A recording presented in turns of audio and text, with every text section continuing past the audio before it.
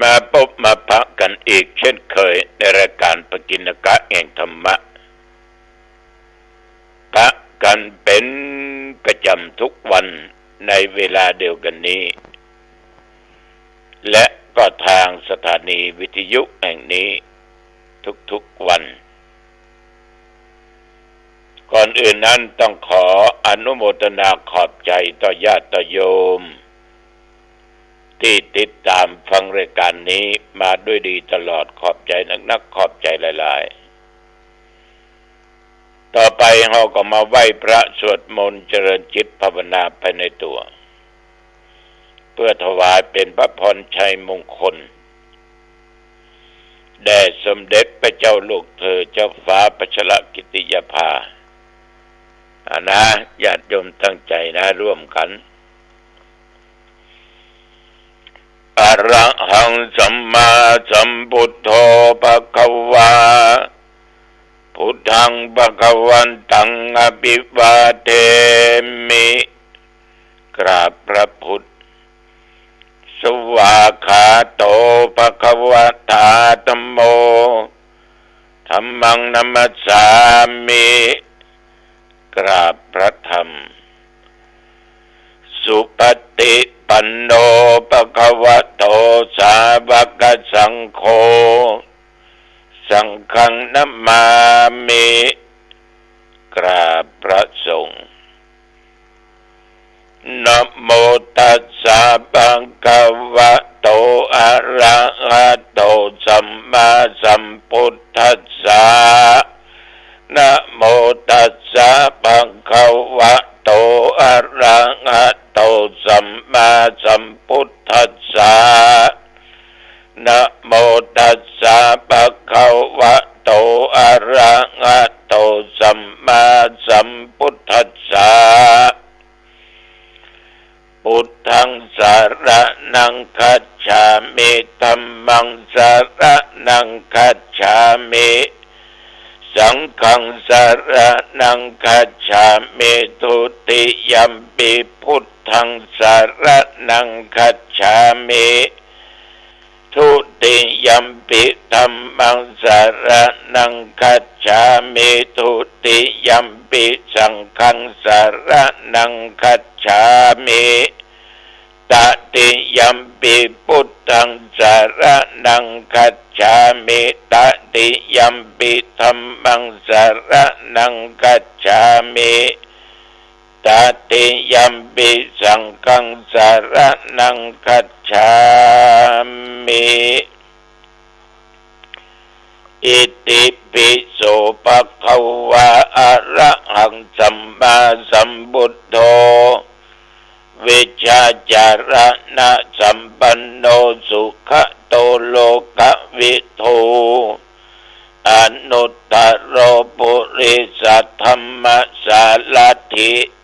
สัทธาเทวมนุษสานังพุทโธภควติ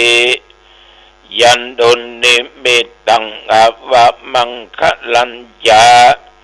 โยจามนาโพสกุณัสสัทโธปาปักขะโหตุสุปินังอกันตังพุทธานุภาเวนะวินาสเมนตุสวากขาโตภควตาธัมโมสันติติโกอากาลิโกเอหิปัสสิโกโอปัญญิโกปัจจตังเวทิตโพวินยูหิติยันดุนิมิตตังอวะมังคะลัญญาโยจามนาโพสกุณัสสัทโธปาปักขะโหตุสุปินังอากันตังธัมมานุภาเวนะวินาสเมนตุสุปฏิปันโนภควโตสาวกสังโฆอุชุปฏิปันโนภควโตสาวกสังโฆยายาปฏิปันโนภควโตสาวกสังโฆ สามิจิปฏิปันโนภควโตสาวกสังโฆยะติทังจัตตาริปุริสายุคานิอัตถปุริสปุคลา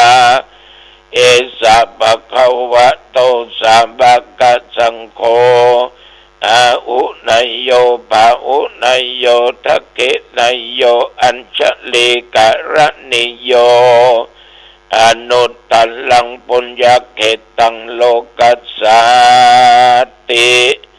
ยันตุนิมิตตังอัปปมังคลัญจาโยจัมปนาโปสกุณัสสะโทปะปะคะโอโตสุปินังอกันตังสังขานุภาเวนะวินาสเมนโตโพชังโคสติสังฆาโตธรรมดังวิจโยตถาวิริยัมปิติปัสสติโพชังคาจัตตถาปะเรสัมมาตุเปกะโพชังคาสัตเตเตสัพพทักษินามุนินาสัมมาตัคคตาภาวิตาปะอุลิกตาสังวัตตันติอภิญญายานิพพานายาจะโพธิยาเอเตนะสัจจะบัจเชนะโสติเตโอตุสัพพทาเอกัสสมิงสัมมะเยนะโทโมคัลลานัญจกัสสปังคิลันเนตุคิเตจิตตวาโพชังเคสัตตะเทสัญเยเตจะตังอภินันดิตวาโรกามุจยิงสุตังคะเนเอเตนะสัจจวัชเชนะโสติเตโอตุสัพพทาเอกทาธรรมราชาปิเกลัญเยนะปิปิริโตจุนตเตเรนะตัญเยวะพันนาเปตวานะสาทัลลังสัมโบติตวาจะอาภาธาตัมหาพุทธาสิทานะโสเอเตนะสัจจะวัชเชนะโสติเตโหตุสัพพทาปะอินาเตจะอาภาธาตินนันลัมปิมะเหสินังมัคคะอัตตะกิเลสาวะปัตตานุปติธรรมตังเอเตนะสัจจะปัจเชนะโสติเตโอตุสัพพทาภวตุสัพพมังคลังรักขันตุสัพพเทวตาสัพพพุทธานุภาเวนะสัทธาโสติภวันตุเตภวตุสัพพมังคลังรักขันตุสัพพเทวตาสัพพธรรมานุภาเวนะสัทธาโสติภวันตุเตภวตุสัพพมังคลังรักขันตุสัพพเทวตาสัพพสังฆานุภาเวนะ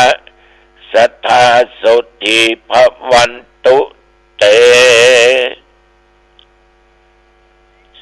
โดยพุทธานุภาพธรรมานุภาพสังฆานุภาพโดยบทมนต์อันศักดิ์สิทธิ์ด้วยจิตอันตั้งมั่นอาตมาภาพขอถวายพระพรชัยมงคลแด่สมเด็จพระเจ้าลูกเธอเจ้าฟ้าพัชรกิติยาภาหรือพระองค์พาขอให้พระองค์ท่านนั้นจงได้หายจากอาการพระประชวรและให้มีพระสุขภาพประไมอันแข็งแรงมีพระชนมายุยิ่งยืนนาน120 พระพรรษายิ่งขึ้นไปขอถวายพระพร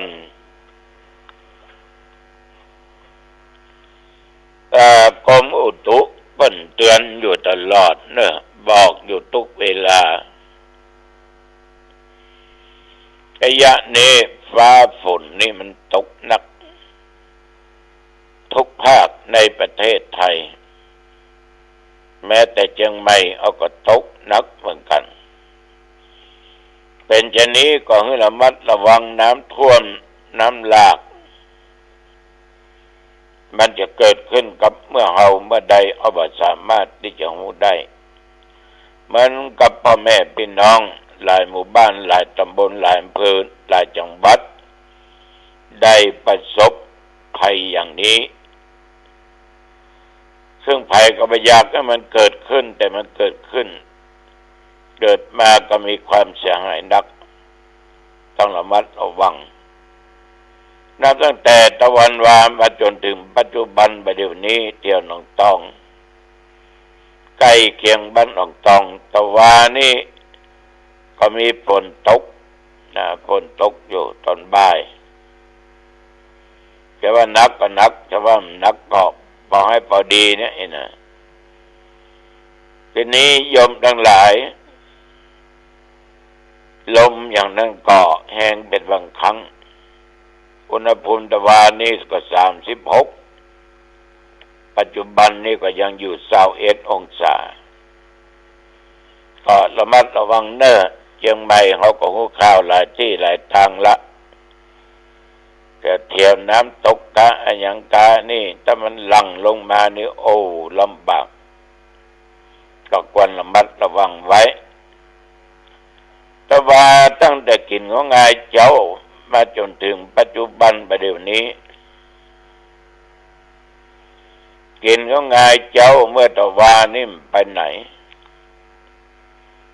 แต่บ่ายโมงนี่ก็ออกจากวัดร่วมกับคณะสงฆ์ในเขตปกครองอำเภอหางดงได้จัดให้มีการเจริญพุทธมนต์เจริญจิตภาวนาร่วมกับพ่อแม่พี่น้องชาวบ้านทุกท่านทุกคนแต่วันนี้ก็ได้เจริญพุทธมนต์เจริญจิตภาวนากันที่วัดคันธรสหรือปัดสร้างเป็นวัดของเจ้าอาวาสพระอธิการสมเกียรติรับกระทั่งเจ้าอาวาสไม่สิ่งก็เลยเอาธรรมะสัญจรไปลงที่หั่นแต่ว่าภายในก็มีธรรมาและพระสงฆ์องค์เจ้าจำนวนมากภายนอกมีท่านนายอำเภอหางดงนี่เป็นประธานพี่น้องประชาชนทุกคนไปร่วมกันมากพอสมควรต้องขออนุโมทนาเนอที่มีความแสดงออกซึ่งความจงรักภักดีต่อสถาบันชาติศาสนาพระมหากษัตริย์ส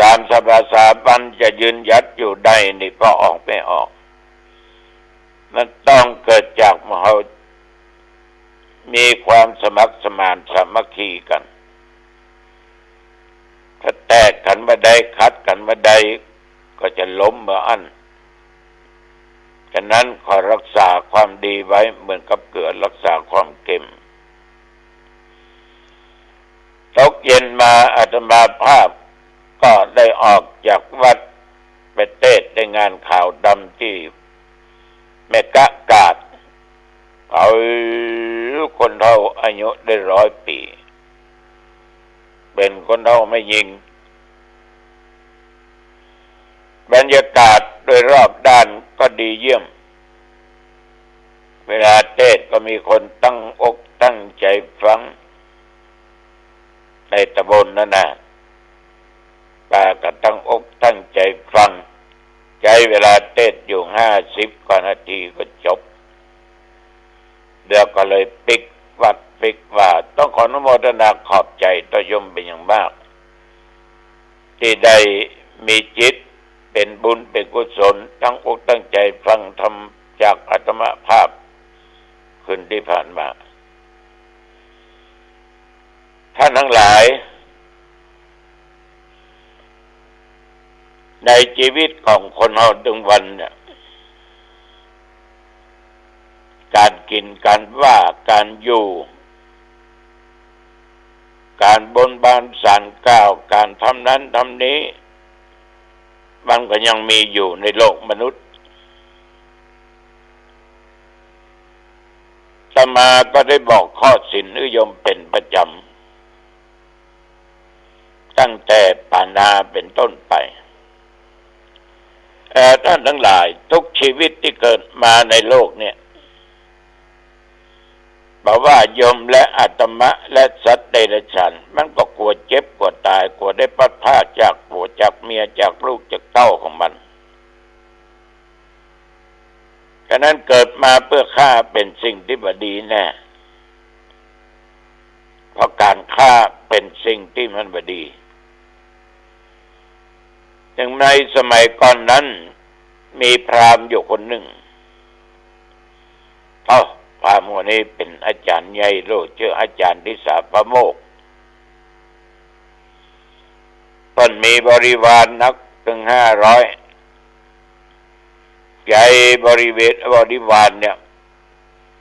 ท่านทั้งหลายครับผมไปจับแกะตัวนั้นมานี่แล้วก็ท่านทั้งหลายมาถึงแล้วได้แล้วก็ฆ่าเนอะฆ่าจักเอามากระทำบุญแก่ญาติที่ล่วงลับขันไปและก็ส่วนหนึ่งเลี้ยงพวกท่านทั้งหลายนี่แหละผู้รับใจของพราหมณ์คนนี้ญาติโยมก็ไปจับเอาแกะมาตัวหนึ่งแกะตัวนี้เมื่อมาถึงที่บริเวณไข้หัวไข้หัวแล้วก็จากไข้หัวเปลี่ยนร้องให้พวกลูกศิษย์ลูกหาของอาจารย์ทิสาพโมกข์ข้องใจก็จึงถามว่านี่ท่านแกะท่านมาไข้หัวแล้วร้องไห้ด้วยเรื่องอะไรตอบข้ามาเว่ยๆข้าไข้หูนะแกก็บอกว่าปาไปหาอาจารย์ของสู่เจ้าเตอะฝ่ายพวกลูกศิษย์ก็ปาแกะเนี่ยเขาไปหาอาจารย์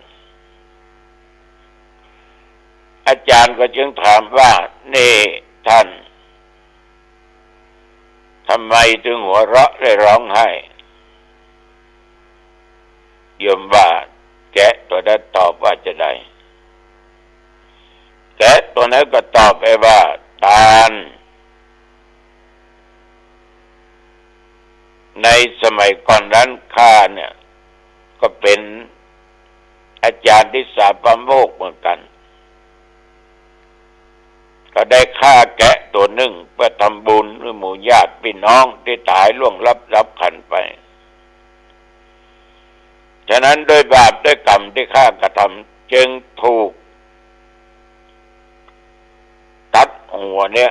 500ชาตินี้ข้าพเจ้าจะสิ้นบาปสิ้นกรรมในวันเนี้ยข้าจึงได้ไข้หัวเราะ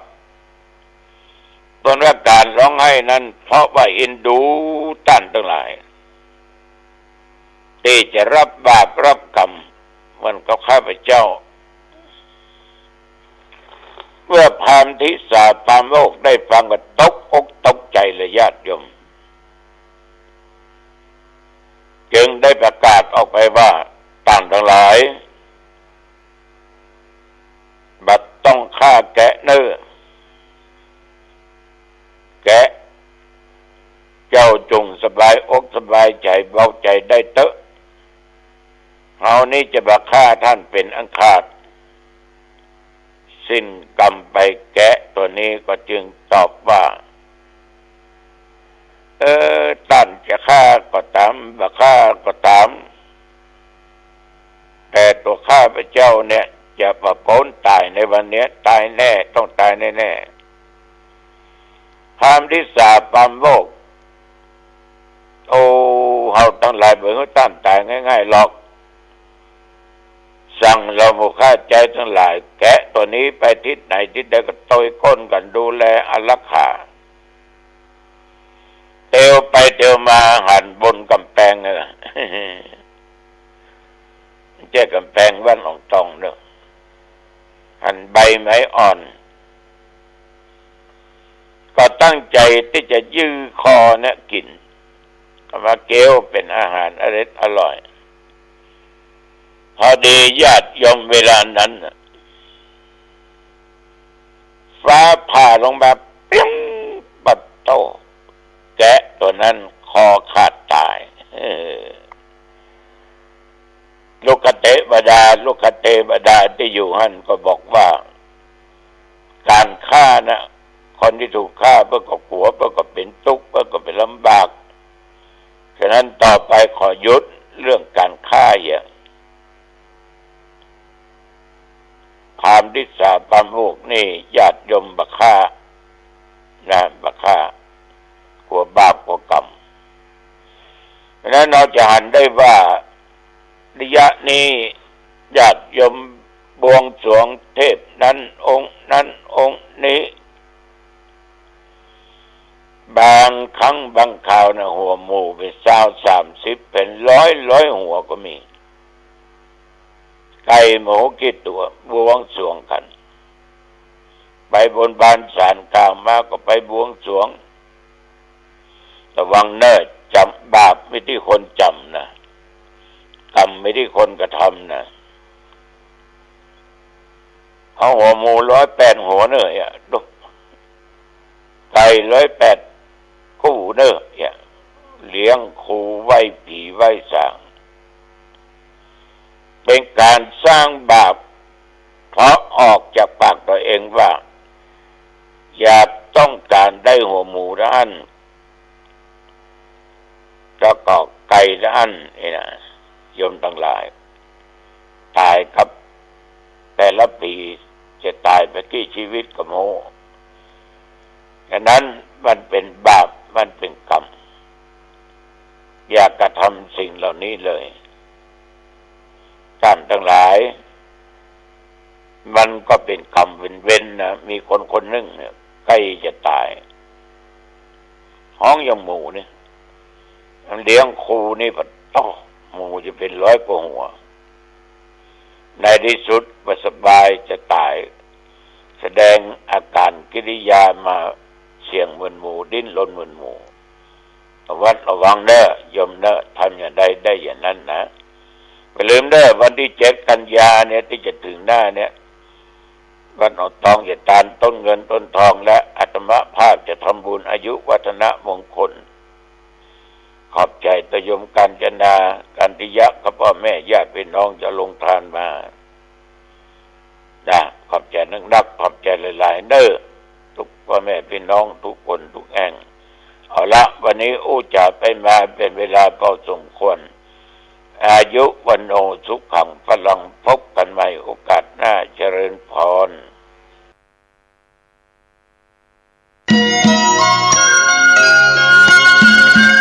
ข่าวสารเพื่อการประชาสัมพันธ์โดยมติคณะสงฆ์ตำบลสุเทพได้มีการประชุมคณะสงฆ์ตำบลสุเทพที่ผ่านมารวมถึงเทศบาลตำบลสุเทพอำเภอเมืองเชียงใหม่จังหวัดเชียงใหม่เห็นชอบสนับสนุนจัดธรรมสัญจรฟังธรรมในช่วงเทศกาลเข้าพรรษาปีพุทธศักราช 2567 ครั้งที่2ธรรมสัญจรณมูลนิธิสถาบันครูบาเจ้าศรีวิชัยตรงกับวันอาทิตย์ที่15 กันยายนพุทธศักราช 2567 เวลา 13 นาฬิกาธรรมสัญจรครั้งที่3เดินทางไปยังวัดร่ำเปิงตะโปธารามตำบลสุเทพอำเภอเมืองเชียงใหม่ตรงกับวันอาทิตย์ที่ 29 กันยายนพุทธศักราช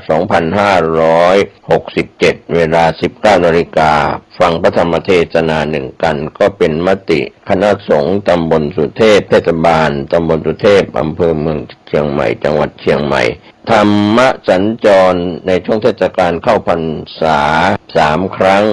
ครั้งที่1ณวัดฝายหิน วันอาทิตย์ที่ 25 สิงหาคม ครั้งที่ 2 ณ มูลนิธิสถาบันครูบาเจ้าศรีวิชัย วันอาทิตย์ที่ 15 กันยายน เวลา 13 นาฬิกา ครั้งที่ 3 ณ วัดร่ำเปิงตะโปธาราม วันอาทิตย์ที่ 29 กันยายน เวลา 19 นาฬิกา ทั้ง 3 ครั้งนี้ก็เชิญชวนท่านได้ร่วมฟังเทศน์ฟังธรรมตามวันเวลาสถานที่ดังกล่าว ได้บุญได้กุศลโดยทั่วหน้ากัน